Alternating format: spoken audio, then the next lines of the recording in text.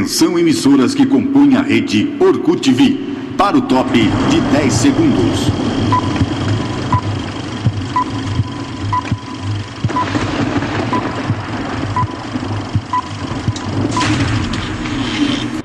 E agora entra no ar mais um campeão de audiência.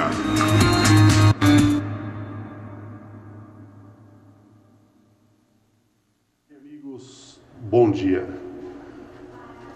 É com uma satisfação que eu trago a vocês hoje um tema pertinente no mercado de como intermediar uma venda com segurança. Falando sobre quais os atos existentes na matrícula que tornam o imóvel indisponível. Falamos na semana passada que o bem de família, pelo artigo 1711 do Código Civil, torna indisponível. Falamos que a cláusula de inalienabilidade também torna o imóvel indisponível. Falamos também que o bloqueio pelo artigo 214 da Lei 6.015 de 73 torna indisponível, bem como a arrecadação falimentar, bem como as indisponibilidades no assentamento registral também, tá? Falaremos hoje como intermediar uma venda com segurança. Quais os documentos necessários que o oficial registrador, o cartório, o advogado, a imobiliária deve analisar para tornar o documento autêntico, seguro e eficaz. A Lei 8935/94, notários e registradores, fala que o serviço notarial registral é um serviço de organização técnica e administrativa, destinado a garantir a autenticidade, publicidade, segurança e eficácia do ato jurídico perfeito e acabado.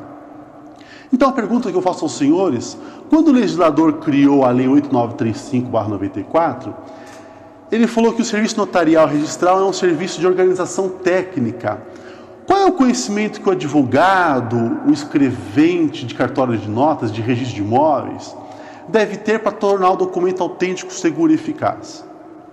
O conhecimento que ele deve ter, primeiramente, é a Lei 6.015 de 73, que é a Lei de Registros Públicos.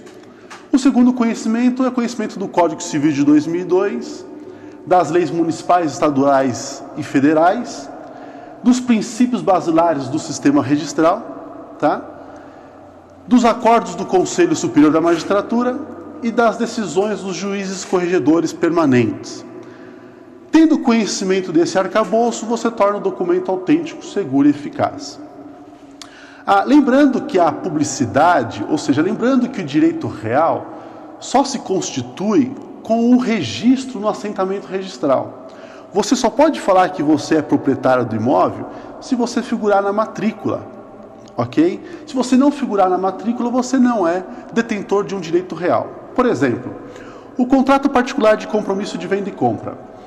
Você firma um contrato no escritório de advocacia ou na imobiliária, mas não leva esse contrato a registro.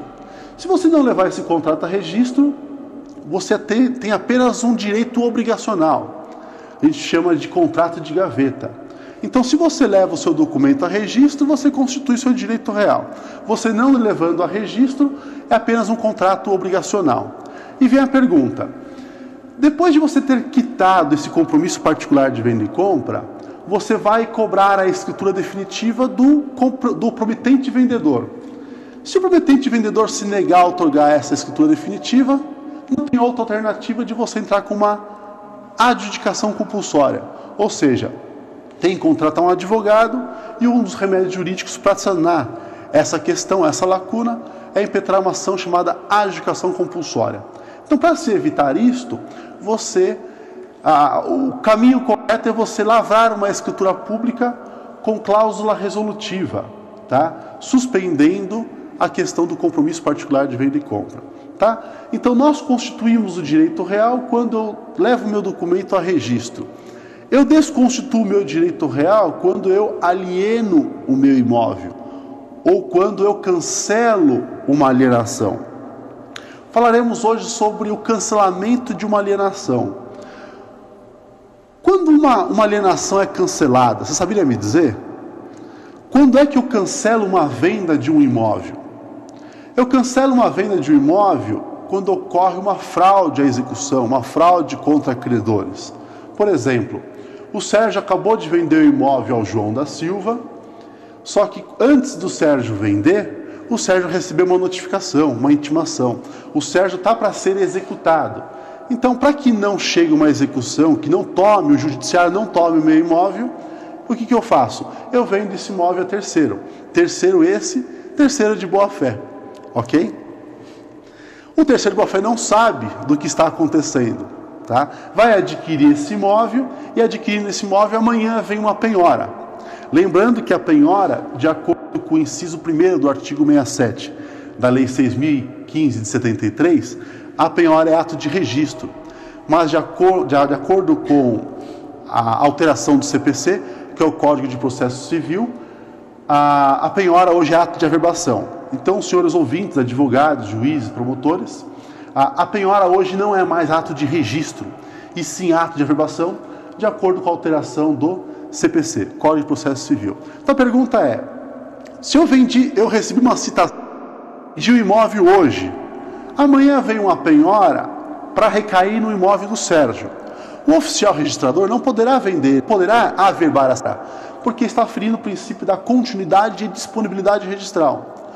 O oficial registrador não poderá averbar essa penhora na matrícula do imóvel, porque o imóvel não é mais do Sérgio, e sim de terceiros. Tá?